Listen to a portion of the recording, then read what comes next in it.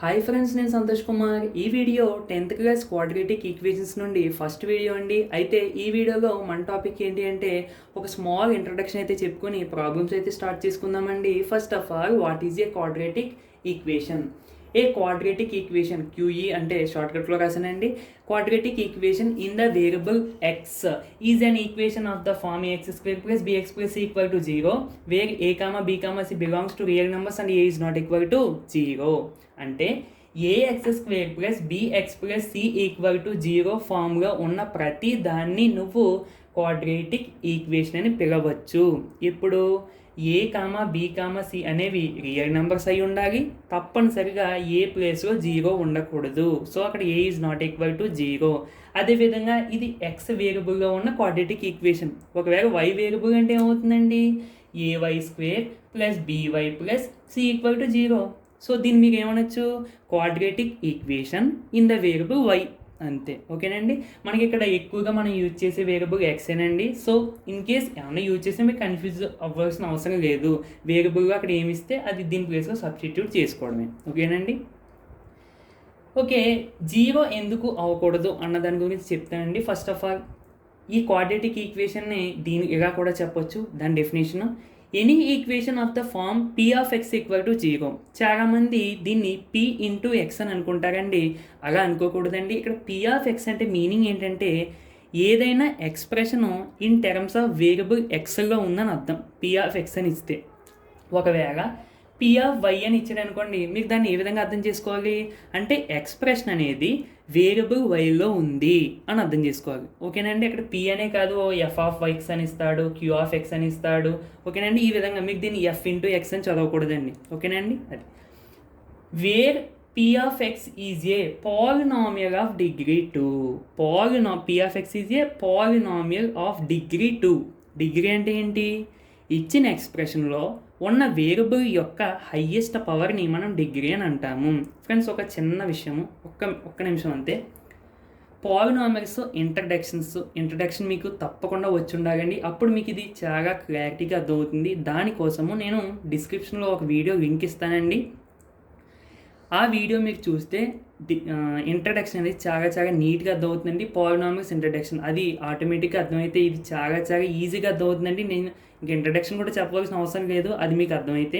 ఎందుకంటే అందులో పాలినామియల్ అంటే ఏంటి, ఆల్జీబ్రిక్ ఎక్స్ప్రెషన్ అంటే ఏంటి, వేరియబుల్స్ అంటే ఏంటి, కాన్స్టెంట్స్ అంటే ఏంటి, డిగ్రీ అంటే ఏంటి, అన్నీ నేను ఆ ఒక్క వీడియోగా చెప్పానండి. ఒక్కసారి ఫ్రెండ్స్ ఇబ్బంది అనుకోకుండా ఆ వీడియో అయితే తప్పకుండా చూడండి ఫ్రెండ్స్. మీకు ఫుల్గా బేసిక్స్ డీప్గా అర్థమవుతాయి. ఓకేనండి. ప్రతి దానికి డెఫినేషన్స్, ఎగ్జాంపుల్స్ సహా నేను అక్కడ అయితే చెప్పాను. ఓకేనండి. ఒక్కసారి చూస్తే మీకు ఈజీగా అర్థమవుతుంది. ఓకేనండి. అది నేను అందుకనే ఇక్కడ ఇంట్రడక్షన్ పెద్ద ఏమీ చెప్పట్లేదండి. తప్పకుండా డిస్క్రిప్షన్లో ఇచ్చిన వీడియో లింక్ ఒక్కసారి ఓపెన్ చేసి తప్పకుండా చూడండి ఫ్రెండ్స్. ఆ వీడియో కూడా నచ్చితే ఒక లైక్ చేసి వెళ్ళండి. ఓకే, అయితే P of x equal to 0 ఉన్న దాన్ని కూడా, అంటే ఇలా ఉన్న వాటిని కూడా మనం క్వాడ్రాటిక్ ఈక్వేషన్ అని అనొచ్చు. ఎప్పుడు పీ ఆఫ్ ఎక్స్ అనేది డిగ్రీ 2 అయ్యి పాలినామియల్ ఆఫ్ డిగ్రీ 2 అవ్వాలి. అయితే standard form of the quadratic polynomial ఏంటండి? Ax square plus bx plus c. అంటే అక్కడ ఈక్వల్ టు 0 ఉండదు, ఇక్కడ 0 ఉంటుంది, అంతే తేడా. ఓకేనండి. అందుకని ఇక్కడ మనకి పెద్ద ఇంట్రడక్షన్ అనేది చాలా తక్కువ ఉంటుందండి. మరి మీకు ఇంట్రడక్షన్ అనేది తప్పకుండా డిస్క్రిప్షన్ వీడియో లింక్ ఒకసారి ఓపెన్ చేసి అక్కడైతే చూడండి ఫ్రెండ్స్. ఓకేనా? ఓకే, 0 ఎందుకు అవ్వకూడదు అనేది చూసేద్దామండి. Ax square plus bx plus c equal to 0 అనేది standard form of the quadratic equation. Okay, ఇందులో ఏని, బిని, సిని కాన్స్టెంట్స్ అనొచ్చు, లేదా ఈ ఏనే కోషియంట్ ఆఫ్ ఎక్స్ స్క్వేర్ అంటారు, ఈ బినే కోషియంట్ ఆఫ్ ఎక్స్ అంటారు, ఈ సినే కాన్స్టెంట్ టర్మ్ అని కూడా అంటారు. ఓకేనండి. ఏదైనా ఒకటే. ఇక్కడ a is not equal to 0 condition ఎందుకు రాసాము అన్నది ఒకసారి చూద్దామండి. A comma b comma c అనేవి రియల్ నెంబర్స్ అన్నారు కదా. రియల్ నెంబర్స్లో 0 ఉంటుంది కదా, మరి ఏ ప్లేస్లో 0 పెట్టుకోవచ్చు కదా అని అనుకుని మనం 0 సబ్స్టిట్యూట్ చేద్దాం సరదాగా. అంటే if we take a equal to 0, అప్పుడు ఇది ఏమవుతుందండి? 0 into x square plus bx plus c equal to 0. 0 into x square అంటే 0. So b x plus c equal to 0. ఈ ఎక్స్ప్రెషన్లో ఉన్న వేరియబుల్కి డిగ్రీ ఎంతండి? 1 ఉంది. సో డిగ్రీ 1 ఉంటే దాన్ని మనము ఏమంటామండి? లీనియర్ అని అంటాము. డిగ్రీ 2 ఉంటే దాన్ని మనం క్వాడ్రేటిక్ అని అంటాము. డిగ్రీ 3 ఉంటే దాన్ని మనం క్యూబిక్ అని అంటాము. డిగ్రీ 4 ఉంటే దాన్ని మనం బై క్వాడ్రేటిక్ అని అంటాము. డిగ్రీ 5 అయినా అవసరం లేదు కండి, ఇక్కడ దాకా సరిపోద్ది. అయితే ఫ్రెండ్స్, మరి ఏ ఈక్వల్ టు 0 ఎప్పుడైతే తీసుకున్నామో మనకి ఈ క్వాడ్రేటిక్ ఈక్వేషన్ కాస్త ఏ విధంగా మారిపోయిందండి? లీనియర్ ఈక్వేషన్గా మారిపోయింది. సో అందుకని చెప్పే ఏ నాట్ ఈక్వల్ టు 0 అని మనం ఇలా తీసుకుని చేసేస్తామని చెప్పే ఏ నాట్ ఈక్వల్ టు 0 అంటే ఏ 0 తీసుకోక బాబు అని చెప్పారు. ఓకేనండి, అది మనకి ఏ 0 తీసుకోకూడదు అనడానికి కారణం. ఓకేనండి. ఓకే, ఇప్పుడు మనం ప్రాబ్లమ్స్ అయితే స్టార్ట్ చేద్దామండి. మనం చేసే ఫస్ట్ మోడల్ ఏంటంటే ఇచ్చిన ఈక్వేషన్స్ క్వాడ్రేటిక్ ఈక్వేషన్స్ అవుతాయా అవ్వవా అని. ఓకే, ట్రై దిస్ ప్రాబ్లమ్స్ చేద్దాం. ఫ్రెండ్స్, ఒక చిన్న నోటు, దీన్ని అంటే x² + bx = 0లో ఏని కోఎఫిషియంట్ ఆఫ్ x² అని అనొచ్చు, లేదా x² టర్మ్ అని కూడా అంటారండి. బీని coefficient of x or x term అని కూడా అంటారండి. సిని కాన్స్టెంట్ టర్మ్ అని కూడా అంటారండి. అయితే ఫ్రెండ్స్, ఒక చిన్న రిక్వెస్ట్, పాలినామియల్స్ క్లాస్ 10 నేను వీడియో అంటే మొత్తం లెసన్ అంతా చెప్పానండి. అయితే అందులో ఇంట్రడక్షన్ వీడియో ఉంటుంది కదండి, ఫస్ట్ వీడియో, అది కూడా ఒకసారి చూడండి ఫ్రెండ్స్. అంటే నేను అక్కడ కూడా ఇంట్రడక్షన్ పెద్దగా చెప్పలేదు. మెయిన్లీ టోటల్గా మీకు ఇంట్రడక్షన్ పాలినామిల్కి సంబంధించి అర్థం కావాలంటే నేను వీడియోలో అదే డిస్క్రిప్షన్లో లింక్ ఇస్తాను కదండి, అది మాత్రం తప్పకుండా చూడండి ఫ్రెండ్స్. ఎందుకు ఇన్సార్ట్ చెప్పాను అన్నది ఒకసారి అర్థం చేసుకోండి. ఓకేనండి, ఇప్పుడు ప్రాబ్లమ్స్ అయితే స్టార్ట్ చేసుకుందాం. ఓకే ఫ్రెండ్స్, ట్రై దిస్లో ఫస్ట్ మనకి check whether the following equations are quadratic or not. అంటే కింద కొన్ని ఈక్వేషన్స్ ఇచ్చాను, అవి క్వాడ్రేటిక్ అవుతాయా అవ్వవా చెక్ చేయి అని అన్నాడు.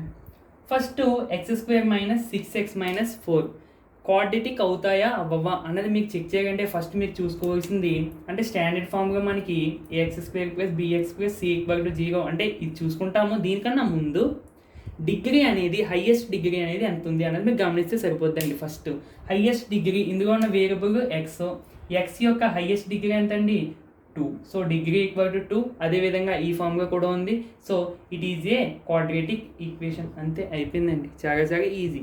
ఓకే, సెకండ్ దానికి వస్తే డిగ్రీ ఎంతండి? చూసిన వెంటనే చెప్పొచ్చు, డిగ్రీ అనేది 3. ఇంకో చూడండి, ఈ ఎక్స్ప్రెషన్లో ఉన్న వేరియబుల్కి x ఉన్న డిగ్రీ ఎంతండి? 3. 2 కూడా ఉంది, కానీ మనం హైయెస్ట్ తీసుకుంటాం డిగ్రీ కింద. సో దీని డిగ్రీ 3 కాబట్టి ఇది క్వాడ్రేటిక్ ఈక్వేషన్ కాదు. అంటే ఏం రాస్తారు? Not a quadratic equation. ఇది ఏ ఈక్వేషన్ అవుతుందండి? క్యూబిక్ ఈక్వేషన్ అవుతుంది. ఎందుకు? డిగ్రీ 3 కాబట్టి. Okay, next 7x = 2x². Friends, ఎప్పుడైనా సరే గుర్తుపెట్టుకోండి, మనం క్వాడ్రేటిక్ ఈక్వేషనా కాదా అని అడిగాడు అంటే మనం ఈ ఫామ్గా తీసుకొద్దాం ఫస్ట్. అంటే ax² + bx + c = 0. a=0 అంటే ఒకవైపు a=0 నుంచి మిగిలిన టైమ్స్ అన్ని ఏదో ఒక వైపు తీసుకుని వచ్చేగా చేద్దాం. ఓకేనండి, ఈ ఫామ్గా అడిగిన ప్రతిదాన్ని ఆ విధంగా చేస్తే మనకి ఈజీగా తెలిసిపోద్దండి.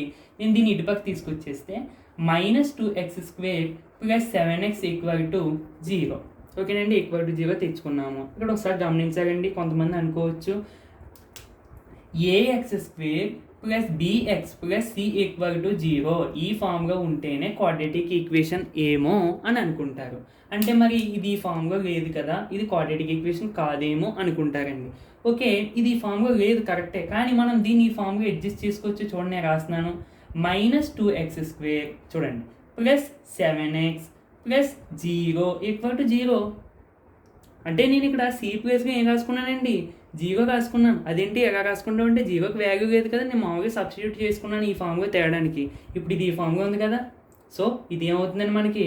Quadratic equation. డిగ్రీ కూడా 2. So it is a quadratic equation. అంతే, అయిపోయింది. నెక్స్ట్ ఇదండి, జాగ్రత్త చూడండి. దీనికి డిగ్రీ 2 ఉంది కదా, వెంటనే చూసుకోకుండా వెంటనే క్వాడ్రేటిక్ అని పెట్టేస్తారు. కానీ అవదండి, ఈ విధంగా ఉన్నదంటే ఫస్ట్ ఫుల్గా మనం సింప్లిఫై చేయాలండి. సింప్లిఫై చేసి అప్పుడు మాత్రమే అది క్వాడ్రేటిక్ అవుతుందో లేదో చెక్ చేసుకోవాలి. చూడండి, నేను ఇక్కడ /1 వేసుకుంటున్నాను. ఫ్రాక్షన్ ఫామ్ ఉంది కదండి, edition x² × x² x⁴ + 1 × 1 1/1 × x² = 2. ఆ 2ని 2/1 అని రాస్తానండి. ఓకేనండి, డినామినేటర్గా 1 వేసుకున్నాం, మనకి వాల్యూ అనేది చేంజ్ అవ్వదు. నెక్స్ట్ ఏం చేస్తానంటే క్రాస్ మల్టిప్లికేషన్ చేస్తానండి. 1 × x⁴ + 1 అంటే x⁴ + 1 1తో చేస్తే మళ్ళీ అది వస్తుంది కాబట్టి ప్రాబ్లం లేదు. 2 × x² 2x². ఓకే, దీన్ని ఇటుపక్క తీసుకొచ్చేద్దామండి. చెప్పాను కదండి, ఒకవైపు 0 ఉండి మిగిలిన టైమ్స్ అన్నిటిని ఇటుపక్క తీసుకొచ్చేస్తే మనకి ఈజీగా ఉంటుంది. x⁴ - 2x² + 1 = 0. సో దీని డిగ్రీ ఎంతండి? 4. అంటే ఇది ఏ ఈక్వేషన్ అండి? By quadratic. అంతే, ఇంకా మనం ఈ ఫామ్గా ఉందా లేదా కూడా చెక్ చేయవలసిన అవసరం లేదు. సో ఏం రాస్తారండి? Not a quadratic equation. అంతే, అయిపోయింది. ఓకేనండి. ఎక్స్కి డిగ్రీ అంటే అందులో 5th సమ్ అండి. ఎక్స్కి డిగ్రీ 1 ఉంది. So it is a not a quadratic equation అనుకుంటారు. గుర్తుపెట్టుకోండి ఫ్రెండ్స్, ఈ విధంగా ఇస్తే ఫస్ట్ మీకు దీన్ని పూర్తిగా ఇంకా ఎంత పాసిబిలిటీ ఉంటే అంత పాసిబిలిటీతో సింప్లిఫై చేసి చివరికి a=0 అంటే ax² + bx + c ఈ ఫామ్లోకి తీసుకురావాలి. ఓకేనండి. ఫస్ట్ ఆఫ్ ఆల్ ఈ విధంగా మనం ఫుల్గా సింప్లిఫై చేసేయాలి. ఓకేనండి. చూసిన వెంటనే డిగ్రీని బట్టి మాత్రం చెప్పకూడదు. ఓకేనండి. డిగ్రీని బట్టి చూసి చెప్పే కొన్ని ఉంటాయి. మనం ఇందులో ఫస్ట్ది ఉంది x² - 6x - 4 అని ఉంది. ఇది ఆ ఫామ్గా ఉంది. డిగ్రీ 2 వెంటనే మనం క్వాడ్రేటిక్ ఈక్వేషన్ పెట్టేసాం. ఓకేనండి. కానీ ఇక్కడ ఈ విధంగా లేదు, సింపుల్గా మనం ఇంకా సింప్లిఫై చేయాలి. దాన్ని జాగ్రత్త చూడండి ఫ్రెండ్స్. ఫస్ట్ ఆఫ్ ఆల్ మనం దీంతో దీన్ని ఇంటూ చేద్దాము, తర్వాత దీంతో దీన్ని, ఆ తర్వాత 1తో దీన్ని, ఆ తర్వాత 1తో దీన్ని. ఇక్కడ కూడా సేమ్, దీంతో దీన్ని, తర్వాత దీన్ని, తర్వాత దీంతో ఈ విధంగా. ఓకేనండి. ఈ విధంగా చేస్తే మనకి మిస్టేక్స్ అనేవి రావు. ఇక్కడ 2x × 3x. First numbers into చేసి 2 × 3 6, x × x x² అయిపోయింది. 2x × 1 + 2x. ఇక్కడ ప్లస్సే కాబట్టి ఇంకా సింబల్స్ చూసుకోవాల్సిన అవసరం లేదు. Plus 1 × 3x + 3x plus 1 × 1 1 is equal to, ఇక్కడ చూడండి బి అలాగే ఉంచండి. ఆ బి అనేది ఏదో కాన్స్టెంట్ మనకు కన్ఫ్యూజ్ చేయడానికి అగేస్తూ ఉంటాడు. x × x x², x ఇక్కడ చూడండి ప్లస్ ఇంటూ మైనస్ 2 × x లేదా x × 2. ఫస్ట్ నెంబర్ రాసుకుంటాం కాబట్టి 2x అవుతుంది. ఓకే, దీంతో అయిపోయింది. నెక్స్ట్ చూడండి minus into plus minus 1 × x x minus into minus plus 1 × 2 2. ఓకేనా ఫ్రెండ్స్. అయితే ఫ్రెండ్స్ కొంతమంది అంటే ఇది మిస్టేక్ అని అనుకుంటున్నాను. అంటే ఇక్కడ బి ప్లేస్లో మనకి గైడ్లో చూసుకుంటే 6 అని ఇచ్చారండి, ఇక్కడేమో బి అని ఇచ్చారు. సో 6 అయితే ఏమవుతుంది, బి అనేది ఏమవుతుంది కూడా చూద్దాం, రెండు చేద్దాం మనము. ఓకే, ఇప్పుడు ఫస్ట్ దీన్ని బి లాగా ఉంచేద్దాం. ఓకేనండి. 6x² + 2x + 3x అంటే 5x + 1 ఈజ్ ఈక్వల్ టు, చూడండి జాగ్రత్తగా, b × x² - 2x - x -3x + 2. ఓకేనండి.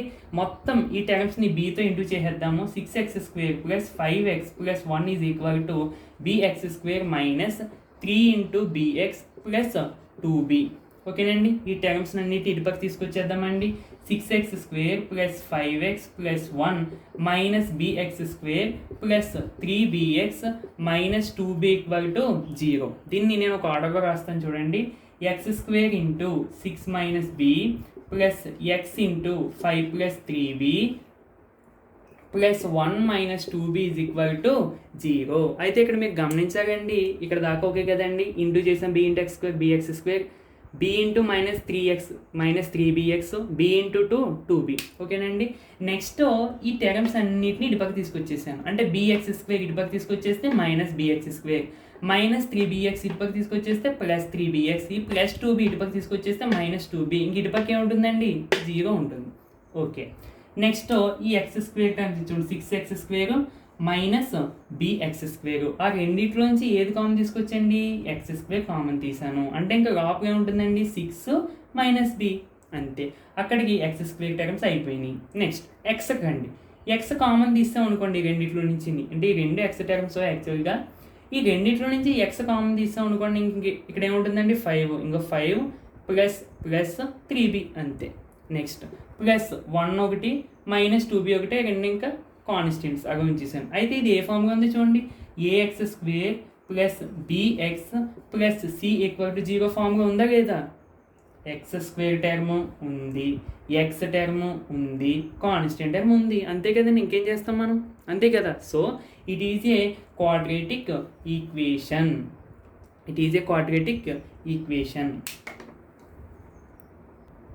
ఇప్పుడు b = 6 తీసుకుందాం. అంటే కొంత టెక్స్ట్ బుక్లో మిస్టేక్ అనుకుంటున్నాను నేను. ఒకవేళ b = 6 అయితే ఏమవుతుందని చూద్దాం. ఓకేనండి. b = 6 అయినా మీరు ఈ విధంగానే సింప్లిఫై చేస్తారు. కాకపోతే ఇక్కడ b ప్లేసెస్లో 6 పెట్టుకుంటారు అంతే. ఓకేనండి. ఇంటూ చేసేది మాత్రం సేమ్, అంటే ఇక్కడ ఇంటూ చేసాక మారిపోతుంది కదా, 6 × x², 6x². నెక్స్ట్ 6 × 3 అంటే ఏమవుతుందండి, 18x అవుతుంది. 6 × 2 12 అవుతుంది. ఓకే, ఇక్కడ ఒక చిన్న చేంజ్ అంతే. ఒకవేళ నేను 6 అయితే చెప్పేది, ఓకేనండి. నెక్స్ట్ ఇంటికి మార్చు. ఓకే, ఇక్కడ చూడండి ఫ్రెండ్స్, ఈ రెండింటిని ఈ టర్మ్స్ అన్నింటిని ఇటుపక్క తీసుకొచ్చేద్దామండి. అప్పుడు మనకి ఏమవుతుంది, 6x² ఈ ప్లస్ 6x² ఇటుపక్క తీసుకొచ్చేస్తే -6x² ప్లస్ 5x, ఈ -18x ఇటుపక్క తీసుకొచ్చేస్తే ప్లస్ 18x ప్లస్ 1, ఈ 12 ఇటుపక్క తీసుకొచ్చేస్తే -12 = 0. ఓకే, చూడండి 0 కదా. ఇంకా 5x + 18x అంటే 23x ప్లస్ 1 - 12 అంటే -11 = 0. ఇది ఈక్వేషన్ అండి, linear. So not a quadratic equation. ఇప్పుడు 6 ఉంటేని, అంటే కొన్ని టెక్స్ట్ బుక్లో అంటే ఇక్కడ నేను చూసి టెక్స్ట్ బుక్లో మాత్రం ఇక్కడ B ఉందండి. ఆ B అయితే ఏ విధంగా చేయాలి, 6 ఉంటే ఏ విధంగా చేయగలది కూడా మనం చెప్పుకున్నాం. ఓకేనండి. ఓకే, ఇంక చివరి ప్రాబ్లం చూద్దామండి. 3y² = 192 sixth problem. వెంటనే నాట్ ఏ క్వాడ్రేటిక్ ఈక్వేషన్ రాసేస్తామండి. ఎందుకు అంటే ax² + bx + c = 0 ఫామ్లో ఉండాలి, ప్లస్ ఇక్కడ ఎక్స్లోనే ఉండాలి, అప్పుడు మాత్రం క్వాడ్రేటిక్ ఈక్వేషన్ అని అనుకుంటారు. నేను ఫస్ట్లోనే చెప్పానండి, అక్కడ ఎక్స్ వేరియబుల్ ఇస్తే అది డెఫినేషన్. ఒకవేళ ఏమైంది y వేరియబుల్ ఉండొచ్చు, z వేరియబుల్ ఉండొచ్చు, ఏ వేరియబుల్ అని ఇక్కడ సబ్స్టిట్యూట్ చేసుకోవచ్చు, కానీ చూడడానికి మాత్రం ఇది ఈ విధంగా ఉండాలి. ఓకేనండి. ఒకవేళ నేను y సబ్స్టిట్యూట్ చేసుకున్నాను అనుకో, ay² + by + c = 0, ఇది కూడా క్వాడ్రేటిక్ ఈక్వేషనే. కాకపోతే ఇన్ ద వేరియబుల్ y, ఇది క్వాడ్రేటిక్ ఈక్వేషనే ఇన్ ద వేరియబుల్ x. ఓకేనండి. ఇక్కడ వేరియబుల్స్తో సంబంధం లేదు, చూడడానికి ఈ విధంగా ఉండాలి అంతే. పోనీ ఇన్ ద వేరియబుల్ వైగా ఉంది, దీని ఇటుపక్క తీసుకొచ్చేద్దాము. 3y² - 192 = 0. ఈ ఫామ్లో లేదు కదా, y టర్మ్ లేదు కదా అంటారు. y టర్మ్ రాకపోతే మీకు ఫస్ట్ చూసుకోవాల్సింది హైయెస్ట్ డిగ్రీ ఎంత ఉందండి, 2. సో అది క్వాడ్రేటిక్కే, కానీ ఈ టర్మ్ ఈ ఫామ్లో లేదు కదా అని కొంతమంది కన్ఫ్యూజ్ పడతారు. నేను రాస్తాను చూడండి, 3y² + 0 × y - 192 = 0. ఇప్పుడు కంపేర్ చేసుకో, ఈ ఫామ్గా ఉందా లేదా. y టర్మ్ నేను రాశాను, కాకపోతే 0తో రాశాను. 0 × y అంటే 0, దీనికి వాల్యూ లేదు యాక్చువల్గా అయితే, అవునా కదండి. నేను ఇక్కడ ఎక్స్ట్రాగా రాసిన టర్మ్కి యాక్చువల్గా అయితే వాల్యూ లేదు, మరి ఎందుకు రాశాను అంతే, ఈ ఫామ్గా అడ్జస్ట్ చేయడానికి. ఓకేనా ఫ్రెండ్స్. ఓకే, ఇదండి మనకి వీడియో. నచ్చితే తప్పకుండా లైక్ చేయండి ఫ్రెండ్స్. అదేవిధంగా మీకు తెలిసిన ఫ్రెండ్స్కి షేర్ చేయండి ఫ్రెండ్స్. మీకు సబ్స్క్రైబ్ చేసి మీ ఫ్రెండ్స్కి కూడా సబ్స్క్రైబ్ చేయమని చెప్పండి ఫ్రెండ్స్. నెక్స్ట్ వీడియోలో మళ్ళీ కలుద్దాం. Thank you for watching.